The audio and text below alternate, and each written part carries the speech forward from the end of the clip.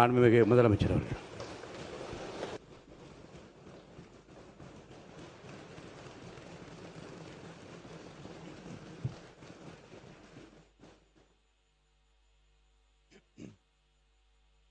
மாண்புமிகு பேரவைத் தலைவர் அவர்களே, உலகில் தான் உற்பத்தி செய்யும் பாலை தனது சந்ததிகளுக்கு மட்டுமின்றி மனிதர்கள் உள்ளிட்ட பிற ஜீவராசிகளுக்கும் வழங்கி உயிரை காக்கும் பசுவை தெய்வமாக போற்றி வளர்த்து வருவது நமது பாரம்பரியத்தின் சிறப்பு. இன்றைய அறிவியல் உலகில் 1 லிட்டர் பாலை உற்பத்தி செய்வதற்காக பசுவின் உடலில் சுமார் 500 லிட்டர் இரத்தம் சுத்திகரிக்கப்படுவதாக கூறப்படும் போது பசுவின் உழைப்பை எண்ணி வியக்க தோன்றுகிறது. தமிழ்நாட்டில் 8800 பால் கூட்டுறவு சங்கங்களில் உள்ள 3,16,000 பால் உற்பத்தியாளர்களிடமிருந்து தினசரி 34 லட்சம் லிட்டர் பால் கொள்முதல் செய்யப்பட்டு ஆவின் நிறுவனத்தின் மூலம் நாளொன்றுக்கு 31 லட்சம் லிட்டர் பால் நுகர்வோருக்கு விற்பனை செய்யப்பட்டு வருகிறது. தற்போது 4.3% கொழுப்புச்சத்து மற்றும் 8.2% இதர சத்துகள் அடங்கிய 1 லிட்டர் பாலுக்கு கொள்முதல் விலையாக 35 ரூபாயும் மாநில ஊக்கத்தொகையாக 1 லிட்டர் பாலுக்கு 3 ரூபாயும் ஆக மொத்தம் 1 லிட்டருக்கு கொள்முதல் விலை 38 ரூபாய் 5/11/2022 முதல் வழங்கப்பட்டு வருகிறது. அதிகாலை 3 மணிக்கே எழுந்து மாடுகளை சுத்தம் செய்து பால் உற்பத்தி செய்யும் உற்பத்தியாளர்களின் உழைப்பையும் தீவனம் மற்றும் வேலையாட்களின் கூலி உள்ளிட்ட அதிகரித்து வரும் செலவுகளையும் கடந்த கால அரசு போதிய அளவில் கருத்தில் கொள்ளவில்லை. உற்பத்தியாளர்களுக்கு கொள்முதல் விலையை உயர்த்த வேண்டும் என்ற எண்ணம் கொஞ்சம் கூட இல்லாமல் இருந்துள்ளது. கடந்த காலத்தில் கொள்முதல் விலை உரிய அளவில் உயர்த்தப்படாத நிலையில் நம் அரசு சந்தித்து வரும் அதிகப்படியான நிதி நெருக்கடியிலும் பால் உற்பத்தியாளர்களின் நலனையும் வாழ்வாதாரத்தையும் கருத்தில் கொண்டு அவர்களின் உன்னதமான உழைப்பிற்கு உரிய மதிப்பை வழங்கும் வகையில் கொள்முதல் விலையை உயர்த்துவது நமது அரசின் கடமையாகும்.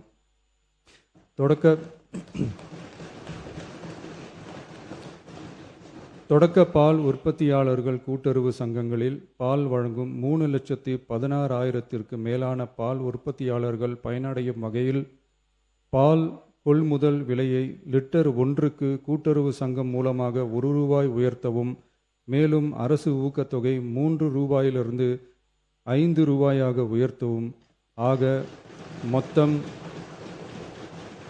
1 லிட்டர் கொள்முதல் விலை 38 ரூபாயிலிருந்து 41 ரூபாயாக உயர்த்த அரசு முடிவு செய்துள்ளது. இந்த கொள்முதல் விலை உயர்வால் கூடுதலாக ஒரு மாதத்திற்கு ரூபாய் 30 கோடியும் ஒரு ஆண்டிற்கு 360 கோடியும் செலவாகும்.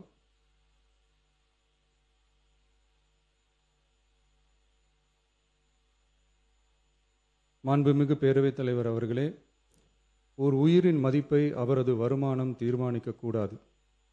வசதி படைத்தவர், வசதி குறைவானவர் என்ற நிலை மருத்துவத்துறையில் இருக்கக்கூடாது. அனைவருக்கும் சமமான மருத்துவ சேவை எளிதாக கிடைக்க வேண்டும் என்பதில் நமது அரசு உறுதியாக உள்ளது. மருத்துவம் என்பது சலுகை அல்ல, ஒவ்வொரு மனிதனின் அடிப்படை உரிமை. ஒரு மனிதனின் உயிரை காப்பாற்றுவதில் தாமதமாகும் ஒவ்வொரு நொடியும் மிக கொடியது. மருத்துவத்தை தேடி வரும் மக்களின் பாதையில் இருக்கும் தடைகளான வறுமை, தொலைவு, மருத்துவர் பற்றாக்குறை, மருந்துகளின் விலை, மருத்துவ விழிப்புணர்வு இல்லாமை, காத்திருப்பு, அவசர கால வசதியின்மை போன்றவற்றை படிப்படியாக அகற்றி ஏழை, பணக்காரர், கிராமம், நகரம் என்ற பாகுபாடின்றி ஒவ்வொருவருக்கும் தரமான மற்றும் எளிதான மருத்துவ சேவை கிடைக்க செய்வதை முதன்மையான நோக்கமாக கொண்டு செயல்பட்டு வருகிறது நமது அரசு. மாண்புமிகு பேரவைத் தலைவர் அவர்களே, மருத்துவம் மற்றும் மக்கள் நல்வாழ்வு துறையில் சில அறிவிப்புகளை சட்டப்பேரவை விதி 110 கீழ் இன்று வெளியிட விரும்புகிறேன். வடசென்னை மக்களுக்கு உயர்தர மருத்துவ சேவை எளிதில் கிடைக்கும் வகையில் பெரம்பூரில் ரூபாய் 300 கோடி மதிப்பீட்டில் 400 படுக்கைகள் கொண்ட உலக தரத்திலான பன்னோக்கு உயர் சிறப்பு மருத்துவமனை அமைக்கப்படும். முதலமைச்சரின் விரிவான மருத்துவ காப்பீட்டு திட்டத்தின் இலவச மருத்துவ சிகிச்சைக்கான மருத்துவ காப்பீட்டுத் தொகை ஆண்டொன்றுக்கு தற்போதுள்ள 5 லட்சத்திலிருந்து ரூபாய் 25 லட்சமாக உயர்த்தப்படும்.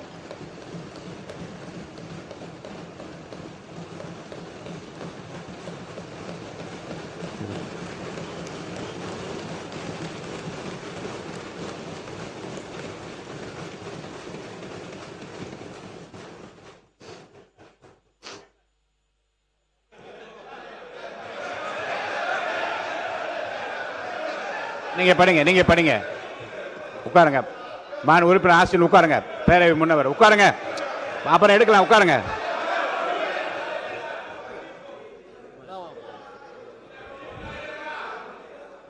நீங்க தொடர்ந்து படிக்கலாம். இருங்க. மாண்பு முதலமைச்சர்.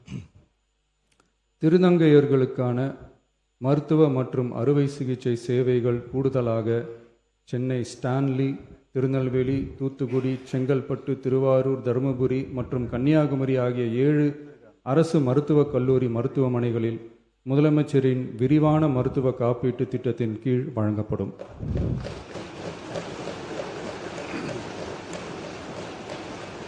தமிழ்நாட்டில் 2014 ஆம் ஆண்டிற்கு பிறகு புதிய அரசு செவிலியர் கல்லூரிகள் தொடங்கப்படாத நிலையில் தரமான மருத்துவ சேவைக்கு தேவையான செவிலியர், மருந்தியல் மற்றும் துணை மருத்துவ பணியாளர்களை உருவாக்கும் வகையில் அரசு மருத்துவக் கல்லூரிகளில் ரூபாய் 351 கோடி மதிப்பீட்டில் கூடுதல் மாணவர் சேர்க்கை இடங்கள் உருவாக்கப்படும்.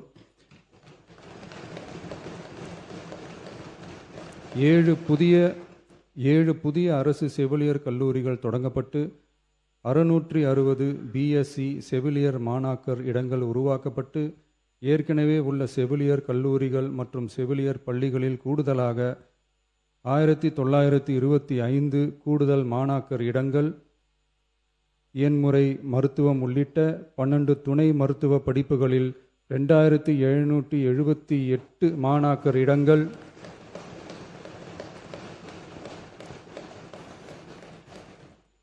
மருந்தியல் படிப்புகளில் 735 கூடுதல் இடங்கள் என மொத்தம் சுமார் 6998 கூடுதல் மாணாக்கர் இடங்கள் உருவாக்கப்படும். தமிழ்நாட்டில் அதிகரித்து வரும் புற்றுநோய்களை தடுக்கவும் தரமான சிகிச்சை வழங்கவும் முதலமைச்சரின் புற்றுநோய் பராமரிப்பு இயக்கம் chief ministers cancer care mission 677 கோடியே 44 லட்சம் ரூபாய் மதிப்பீட்டில் மேம்படுத்தப்படும்.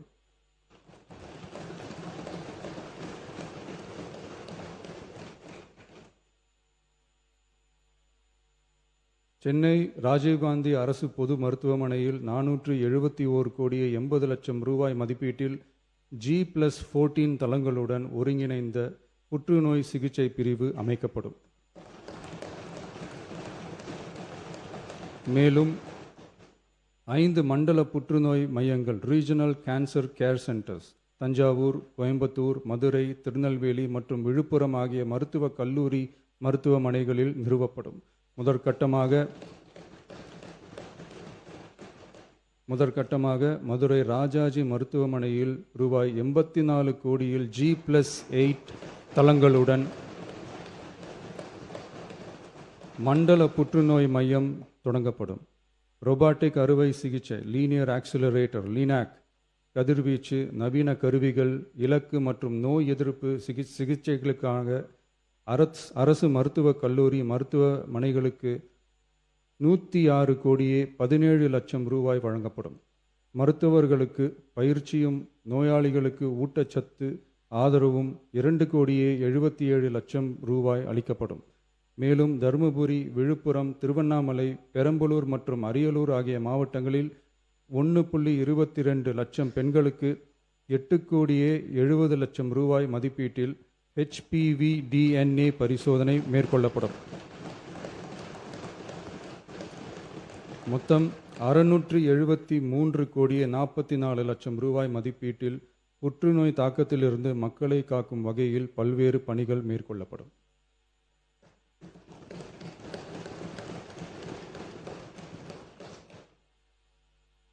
மாண்புமிகு பேரவைத் தலைவர் அவர்களே,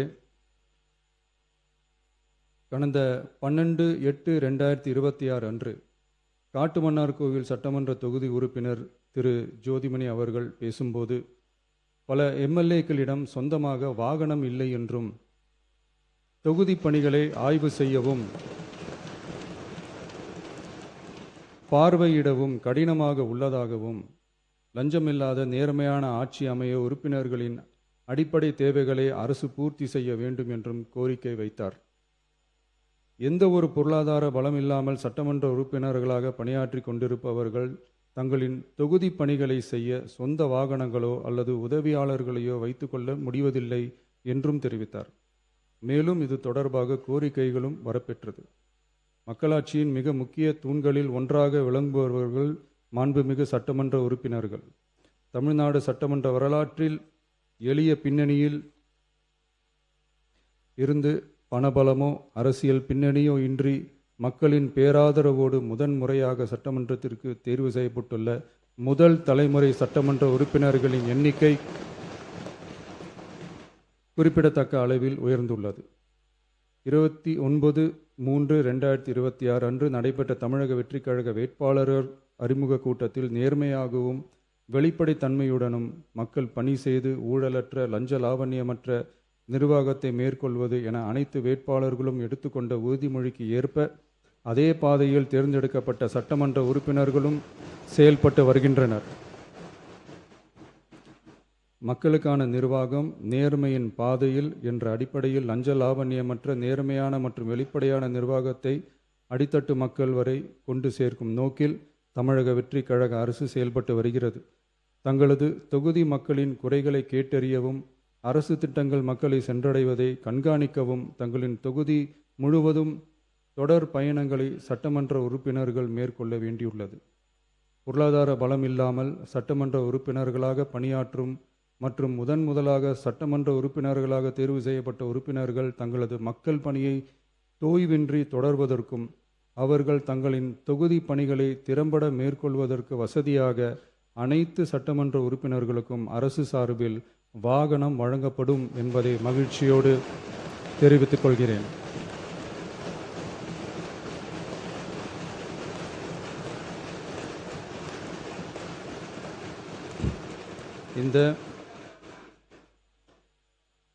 இந்த அறிவிப்பு சட்டமன்ற உறுப்பினர்கள் தங்களின் பயண தேவைகளுக்காக பிறரை சார்ந்து இருப்பதை தடுத்து அவர்கள் எவ்வித சமரசமும் இன்றி சுதந்திரமாகவும் நேர்மையாகவும் தங்களின் தொகுதிக்கு உட்பட்ட கிராமப்புற மற்றும் தொலைதூர பகுதிகளுக்கு எளிதாக பயணம் செய்து தொகுதி முழுவதும் உள்ள மக்களை நேரடியாக சந்தித்து அவர்களின் குறைகளுக்கு தீர்வு காண வழிவகுக்கும். அதோடு மட்டுமின்றி சட்டமன்ற உறுப்பினர்களின் பொருளாதார சுமையை குறைத்து கடைக்கோடி மக்களுக்கு லஞ்ச லாவண்யமற்ற நேர்மையான மற்றும் வெளிப்படையான நிர்வாகத்தை அளிக்கவும் உதவும்.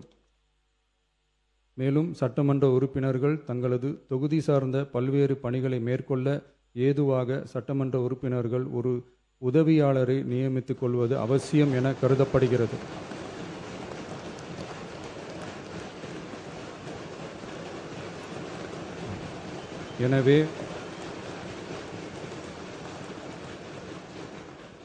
எனவே சட்டமன்ற உறுப்பினர்களுக்கு அரசு வாங்கி வழங்கும் வாகனத்தை பராமரிக்கும் விதமாக வாகனத்திற்கு ஓட்டுநர், எரிபொருள், வாகன பராமரிப்பு உள்ளிட்ட செலவினங்களுக்காக மாதந்தோறும் ரூபாய் 75,000 வாகன படியாகவும்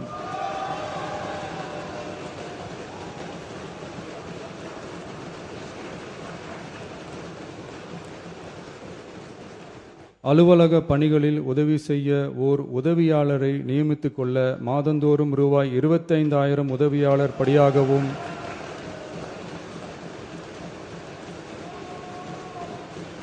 வழங்கப்படும். இதற்காக உரிய சட்டத்தில் திருத்தங்கள் மேற்கொண்டு ஆணைகள் வெளியிடப்படும் என்பதையும் தெரிவித்துக் கொள்கிறேன். நன்றி.